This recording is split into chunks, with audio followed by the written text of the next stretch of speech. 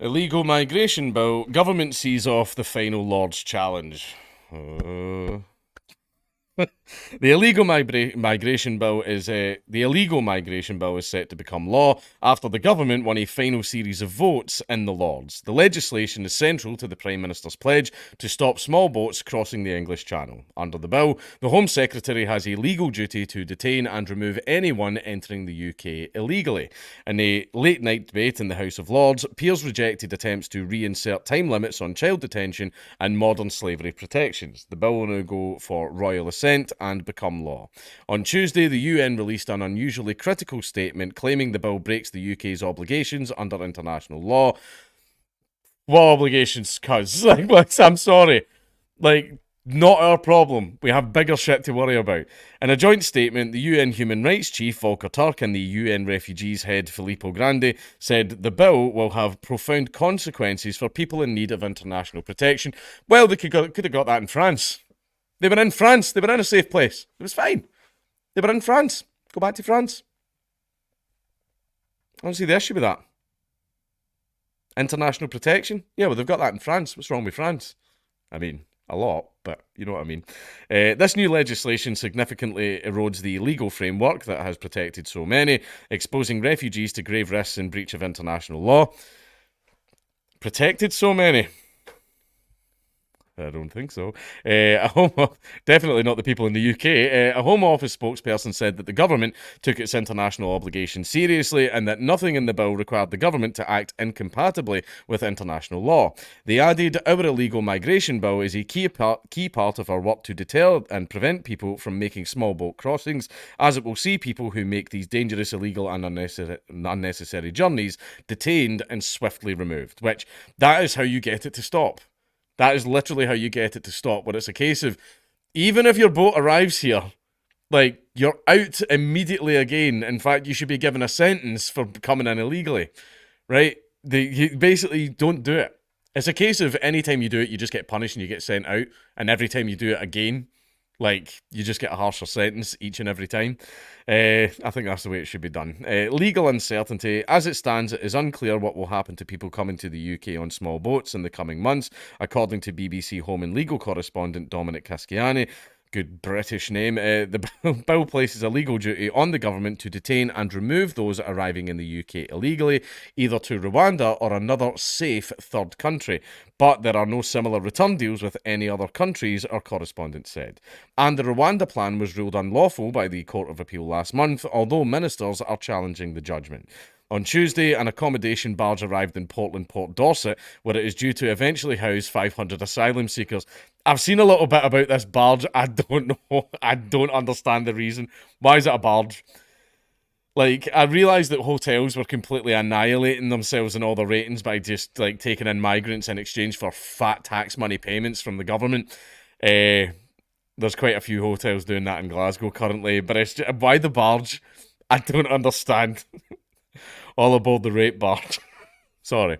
No, I'm not. The first asylum seekers are expected to board the Bibby Stockholm later this month, despite protests from locals. The Prime Minister's official spokesman said that the government wants to open more accommodation facilities for asylum seekers.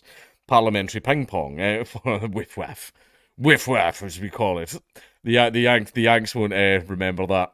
Just type into YouTube, Boris Johnson whiff waff speech. Shit like that is why I thought that Boris Johnson's Prime Ministership was going to be a lot more meme-worthy, and it wasn't. It was just kind of shit, to be honest. For weeks, the government was locked in a battle over the final shape of the bill with the Lords, where a cross-party group of peers made repeated amendments.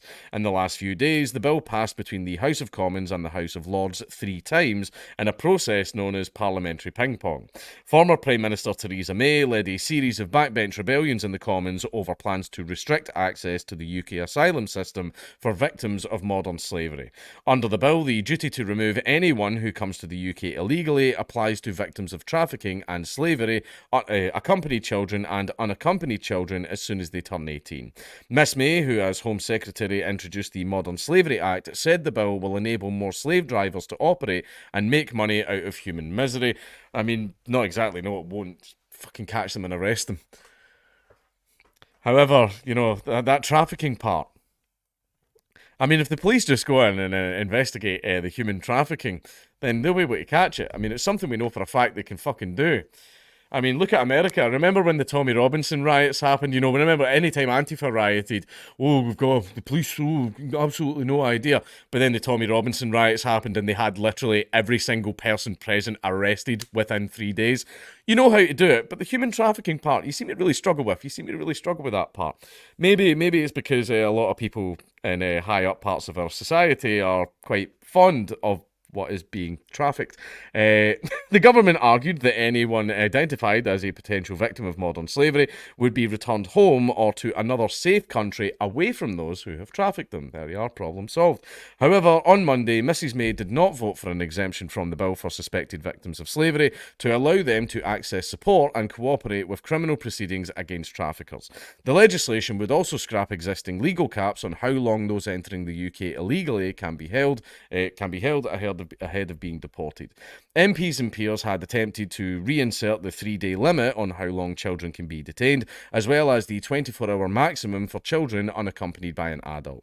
But the plans were dropped after they were again rejected in the House of Commons. The government had already made concessions on the detention of unaccompanied children, who will be granted immigration bail after 8 days, and on pregnant women for whom the current limit of 72-hour detention will be retained. The end of the standoff between peers and MPs paves the way for the bill to receive royal assent when the King formally agrees to make the bill into an Act of Parliament or law. During the Lords' debate, Home Office Minister Lord Murray of Blidsworth said that the number of small boat arrivals had overwhelmed the UK's asylum system and that accommodation was costing taxpayers £6 million per day. All for people who have not contributed into the pot. That's why everyone's like, oh yeah, just bring them over here. And it's like, you literally don't understand how the tax calculations work. It's basically, here is the amount of, like, for example, the NHS. Here is the amount of average medical treatment we expect this person to require throughout their life. And that is based on the contributions that they have made via taxation throughout their entire existence here. However, when you just dump a brand new person into the mix who has not contributed into the tax pot, and they are probably going to need the same amount of medical procedures throughout their life, that then causes a deficit. And basically what's going to happen is there's eventually going to come a point where there's absolutely no money. There's going to be absolutely no money. Basically, the NHS right now, because of illegal immigration and stuff like that, it's a ticking time bomb. It will collapse one day. It will. Without a absolutely massive tax injection, which can only come from increasing taxes, which is going to happen. With over 45,000 people making dangerous channel crossings last year, this is simply no longer sustainable. He told peers, adding it was only right that the business model of human traffickers be broken.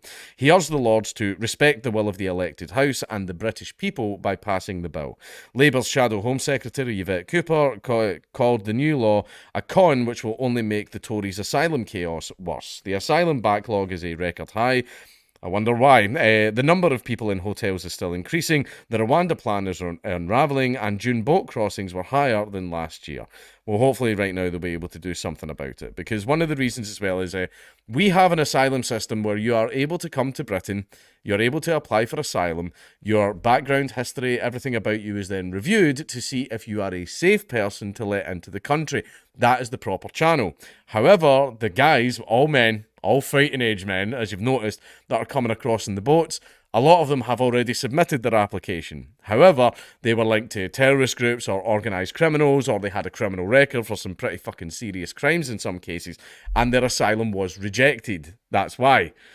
Basically, the guys that are coming over here, a lot of them are criminals in the boats. So, however, the official asylum system, where it's like absolutely clean record, you know, everything's glorious, everything's fine, bosh, bash, bash, bosh, and you come, you're golden. You know, that's how it works. It takes a long time, though, because it takes the government a very long time to do anything. So that's why the guys are coming across the channel in the boats, because they can't get in with the original asylum system because they're not classed as safe people. They're dangerous people. They're criminals and terrorists and stuff like that.